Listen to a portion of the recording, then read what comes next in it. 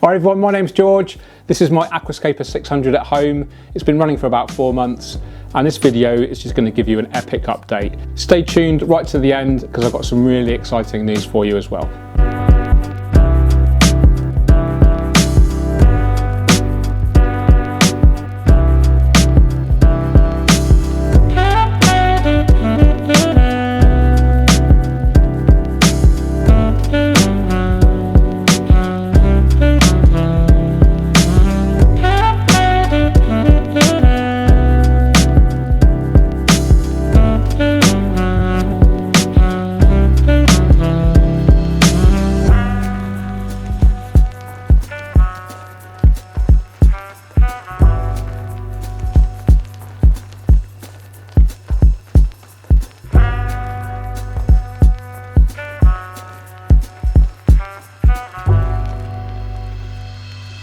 So I'll just talk about the lighting. This is the ONF, the flat one, from a company in Taiwan.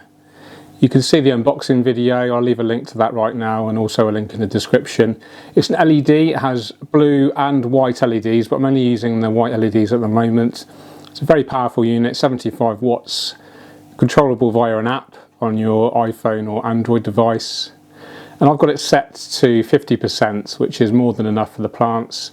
You can see the reds of the Rotala HR are growing really well, and I'm really impressed with it. The colours are beautiful, plant growth is great, and the only kind of disadvantage of the unit is quite expensive. It's not available in the UK right now, but estimated cost would be around £400. So like I said, it is expensive and maybe out of a lot of people's price range. So here you can see the Rotala HR growing really well. It is a bit messy at the moment, it does need a trim, and we will do a full maintenance session on this aquarium and I'll show you how I do everything. Just coming into focus now, we've got the Aquascaper glass pipework set, which incorporates an inlet which also has a skimmer built in, which is that floating portion at the top there.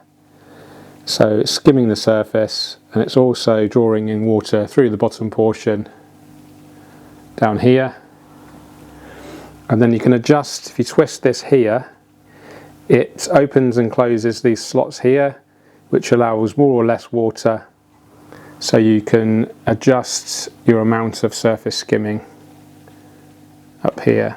So a little bit of trial and error, and just a little kind of note to you all as well, these do require a minimum kind of filter flow rate, so I would always recommend a filter flow rate of at least 750 litres per hour if you're using this surface skimmer device. The outlet here, you can see this is a classic lily pipe, which helps to also agitate the surface due to the hydrodynamic effect. It allows you to push loads and loads of water through, so you can use a very powerful filter without causing too much turbulence in the aquarium. You can see the plants aren't getting blown around excessively, yet we're still using a powerful filter. The aquarium itself is an Aquascaper 600. Now I've done lots of videos on this aquarium, so I won't go into too much detail, but if you've not seen my videos on the Aquascaper 600 before, do check out the playlists. I'll leave a link to that right now and also in the description. But it's just basically a really high-end aquarium. It's very low iron glass, minimum silicone work, just really high quality, rimless, braceless obviously, as you can see, there's no hood on it. That presents lots of advantages, mainly aesthetic. And I just love it, it's my favourite size aquarium, it's easy to maintain, not too expensive, gives you a wide variety of stocking options. So the total volume is about 26 gallons or 108 litres.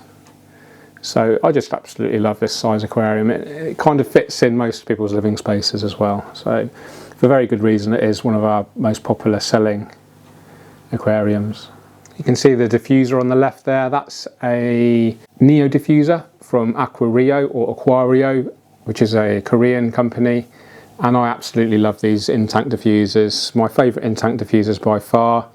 I've done a video on how to clean them, so do check that out.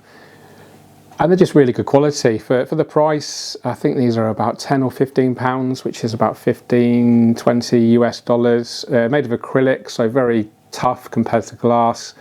That plate, you can see like the kind of light brown tanned coloured plate, super efficient at emitting the micro bubbles. I've seen ADA diffusers which cost, you know, 5-10 times as much as this, and they don't emit such an efficient, fine, consistent mist of CO2. So definitely worth looking into purchasing these if you want a nice quality in-tank diffuser.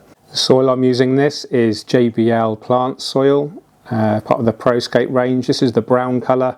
They also do a really light tan colour. But this is, you know, much nicer, much darker, gives a better contrast to the plant colours. It's a really good soil. I've been using this. This soil's been in this tank for over a year now, and it's still really promoting healthy plant growth.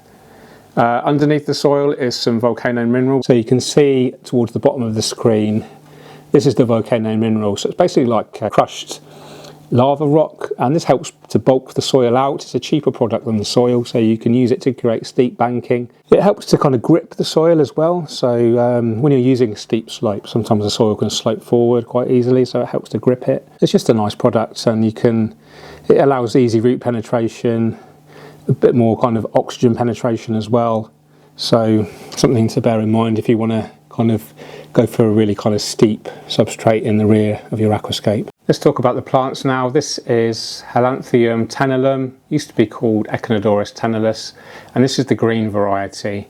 The original variety has a kind of reddy tinge to it, so like a small portion of the leaf can develop like a nice red coloration, but with this green variety it all stays a very kind of vibrant green colour. You can also see some pest snails in there. Now, these are really frustrating me. Now we've got some Cryptocorini species here, and do you know what? I can't actually remember what species I planted.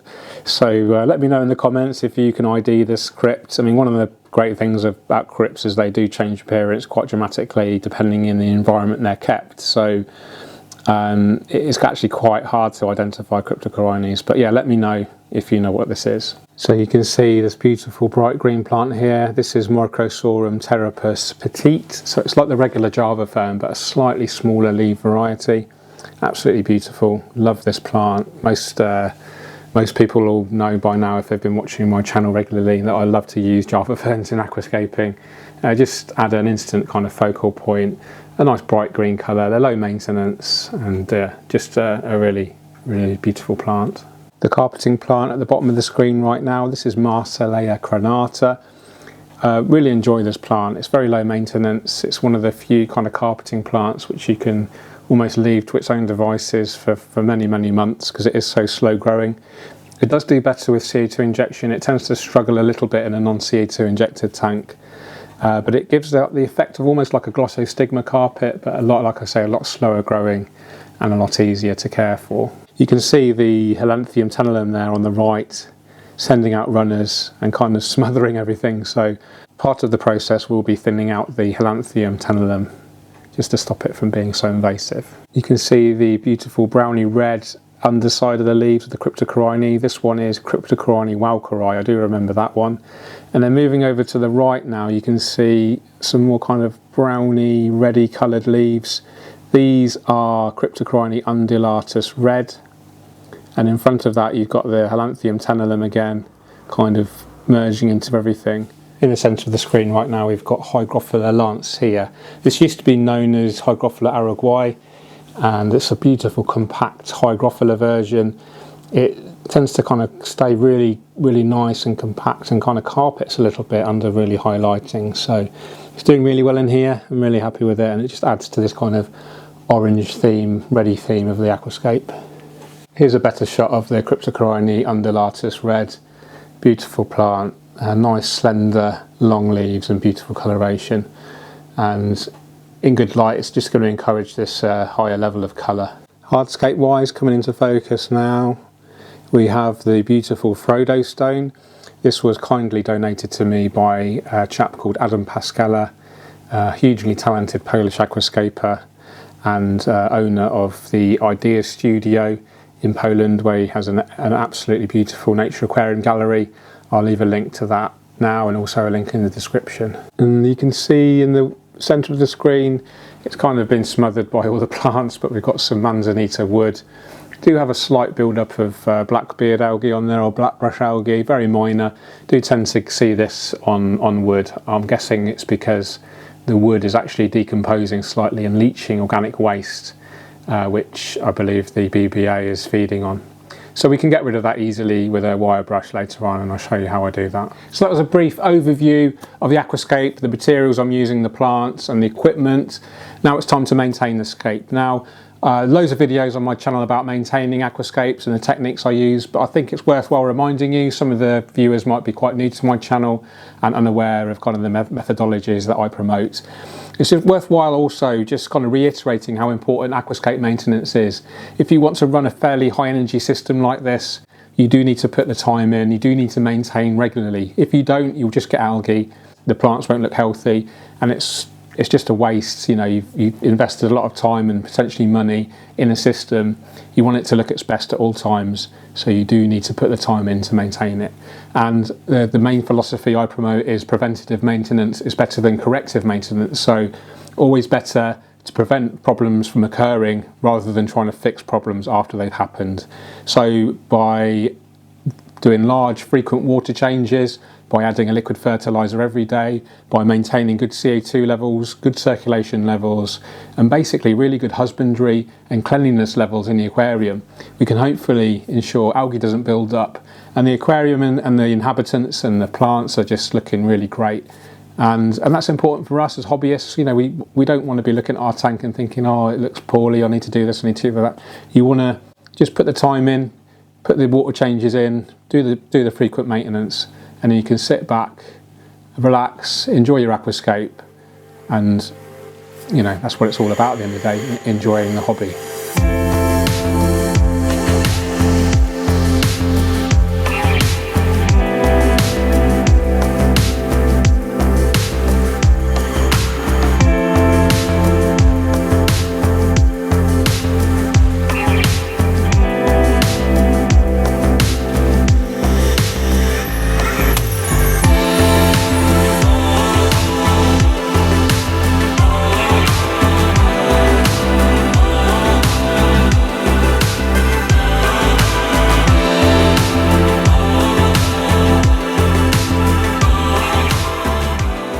So first thing I'm going to do is clean the diffuser. So I've already prepared half water, half thin bleach in this mug. Keep the CO2 running. This is important because it prevents the bleach from entering into the diffuser. So we just put that in there like so. So the CO2 is still running inside the mug there. You can see the diffuser plate is completely submerged by the bleach solution.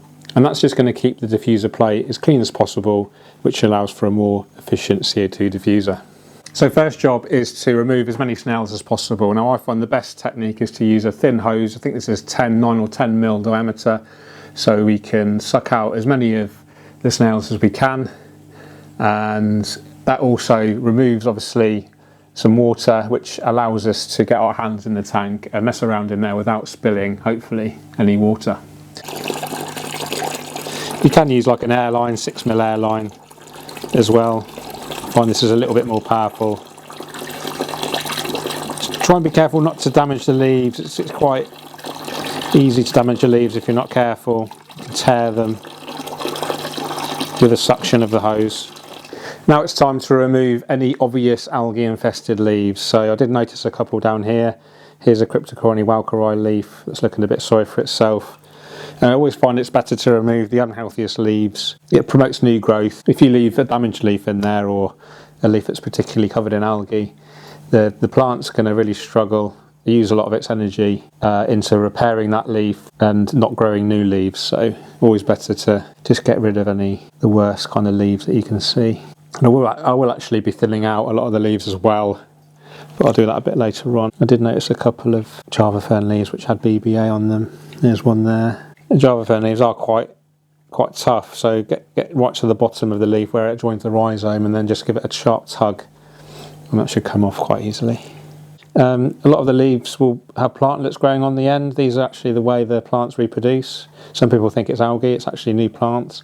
So I'll take them off as well, because the plant's using a lot of energy into growing brand new baby plants, and you actually want the energy to go into growing more healthier leaves. So it's a good opportunity just to stroke the leaves, give it a bit of a wave around. Oh, there's definitely a dead leaf down there. Let's get rid of that. Look at that. And you can see some of the detritus is getting dislodged. There's another dead leaf.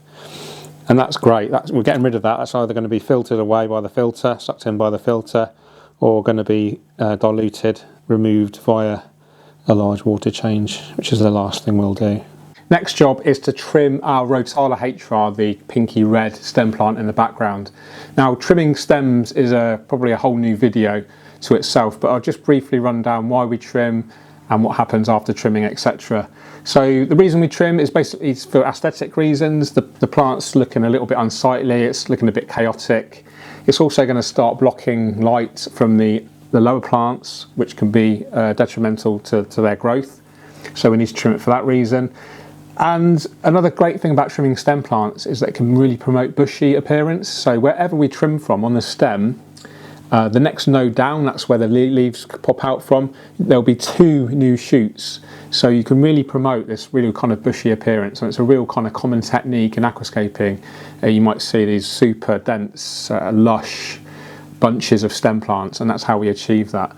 Now, it's really important that we pay attention to where we trim the stem from.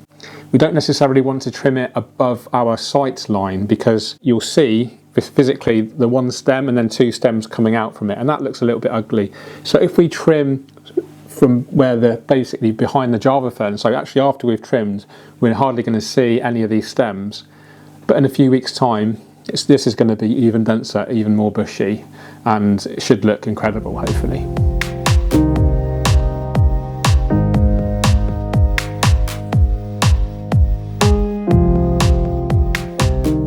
Next job is to thin out this Helanthrium tenulam lawn.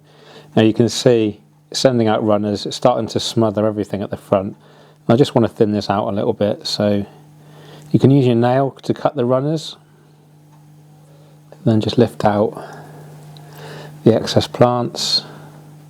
You can obviously use scissors as well. You can trim it back like a lawn, you can cut the leaves shorter. That's going to promote new growth and more bushy growth, but I actually want to thin out the plant. So thinning out your plants is quite important, otherwise they can end up really kind of taking over the scape and smothering other plants that are slower growing, which is no good. That plant's going to get starved of light and then start suffering. That can lead to algae problems. It's quite nice to leave a little bit of a space at the foreground there. A little bit of open soil, I think, looks quite nice right in the foreground, so we can actually take out this Marsolea. I don't like to see plants growing right up against the glass. I think it looks a little bit unsightly, a little bit untidy. Now it's a case of thinning out the crypts. I mean, they look beautiful, but they're a little bit unsightly, a little bit kind of taking over. So I'm just going to remove a few leaves, expose a little bit more of the hardscape. This is going to generate new growth again. Healthy plants respond really well to being trimmed. A lot of plant trimming and maintenance like this, it's a case of the aquascape's going to look a little bit worse before it looks better. So, you know, the clips that you saw, the footage you saw at the beginning of the film, you know, the aquascape looked pretty good, I would say. And you're probably thinking, oh, he's ruined it. You know, the scape looks nowhere near as good as it did. And you're right, it doesn't, but I'm hoping that once the plants grow back, it's going to look even better, especially the stem plants, which are going to look super bushy. That's the plants pretty much how I want them to be.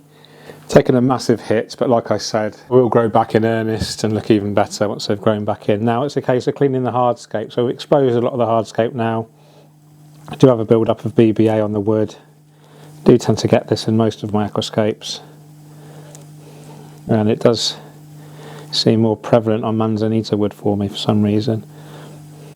So this is why we do the water change right at the end. There's all this disturbed detritus, waste organics, algae, etc. that's getting dislodged into the water column. Absolutely needs to be diluted with a huge water change, otherwise it's just going to cause more algae around the rest of the aquarium. Now it's a case of cleaning the aquarium glass, so using my NLA cleanator, a Big fan of these. They don't last forever. They're basically a wire wool on this side and a sponge on the other. I only use this side, and it's really good for cleaning stubborn algae, hard water marks, etc. But actually, after a while, the wire wool kind of fibres do come detached. You can actually see them in the aquarium. They're completely efficient, shrimp safe, nothing to worry about. But it just does mean that they don't last forever, and you will need to replace them occasionally. Use the opportunity to really give the plants a shake up. You can see all that rubbish that's being lifted out of near the soil. Again, that's going to get sucked up by the filter, and any remaining will get diluted with a huge water change at the end. This is a particularly large maintenance session today. What I also like to do is use a credit card or something similar, just to slide. You can see that algae there, really stubborn. Just slide that between the substrate and the glass. Looks a right mess, doesn't it? But you just have to trust me that it will look better very soon, and it will look even better obviously once the plants are grown back. So that's a simple case of water change. So I'll drain it right down to probably 2 or 3 centimetres, an inch or so above the substrate, just to ensure obviously the livestock are fine. And yeah, top it up with dechlorinated water that's the same temperature as this, and it's going to be absolutely fine. It's just worth reiterating the reason for that huge water change is to dilute all of these waste organics that have been exposed to the water column, and they're going to really cause algae unless we get rid of them. So we have to do the huge water change. So first things first, let's switch the filter and the heater off. Got a large diameter hose here for super quick siphoning.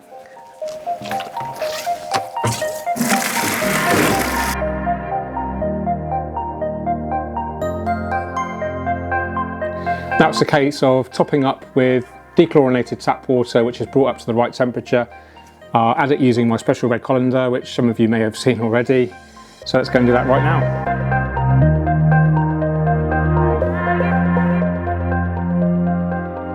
So I've topped up with water, it's been dechlorinated, it's at the right temperature. And now it's time to turn the filter on. So I'm going to leave the filter running for a few minutes. That's going to help clear the water even more. Any floating debris, any debris in the water column is going to get cleared up by either the surface skimmer or the inlets right there. And then after I've done that, I'll turn the filter off again, and then I'm going to clean the pre-filter, and I'll show you guys how I do that. So first of all, I turn it off, and then we lock it off here. Unlock it here. This is the actual pre-filter portion right here. Now tilt the filter forward so we can access the pre-filter. Put it in a bucket. Now it's ready to clean. So we've got the pre-filter portion in a sink in the kitchen. Now we unclip here just by pushing those indents in. And you can see how much stuff it's collected. These are just sponge rings which we can take out really easily. And now we just literally rinse these under the tap. So I use warm water, do one at a time.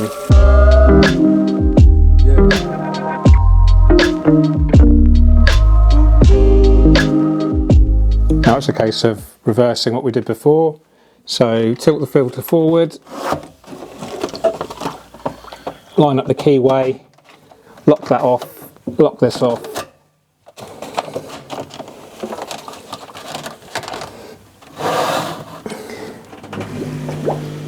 Turn the filter on, and that's it. Filter cleaned. It took me literally 5 minutes.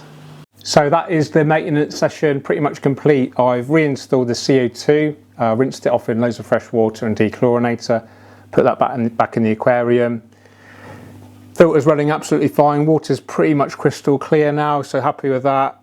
Livestock seems okay. And one last thing, we add our liquid fertilizer, so Aquascaper complete liquid plant food. I'll leave a link in the description where you can get this. So 10 ml, which is a capful, pop it in, give the cap a rinse. So that's the plants well fed. And that's it guys, do hang around for the next section of the video. I've got a super important announcement, really exciting, I can't wait for this. It's one of the most exciting things I've done in a while, so stay tuned.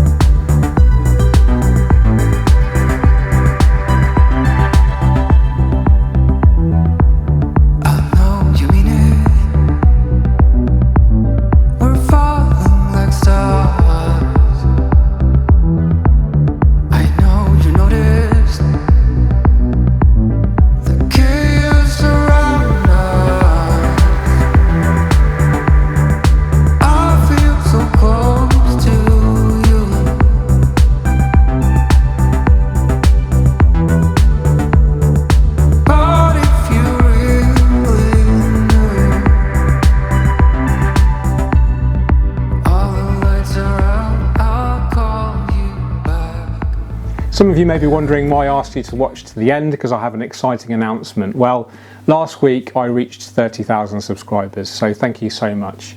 As a token of my appreciation, I would like to offer you the opportunity to have your aquarium made over by me. So you can come to Aquarium Gardens, we can choose some hardscapes, some plants, other products, and we can completely transform your current aquarium into a beautiful aquascape. I can train you on the aquascaping, we can make a great film together. I'm super excited about it. I hope you are too. So if this is something that interests you and you'd like your aquarium made over, let me know in the comments. Let me know whereabouts you're from in the world, what country you're from, and if you're from the UK, let me know what city you're from. And then very soon I'll release another video on exactly how you can apply for this free aquarium makeover with me, George Farmer. Okay guys, that's it for now. Give me a like, subscribe if you haven't already. Take care and keep on scaping. Cheerio. Is that okay? Yeah.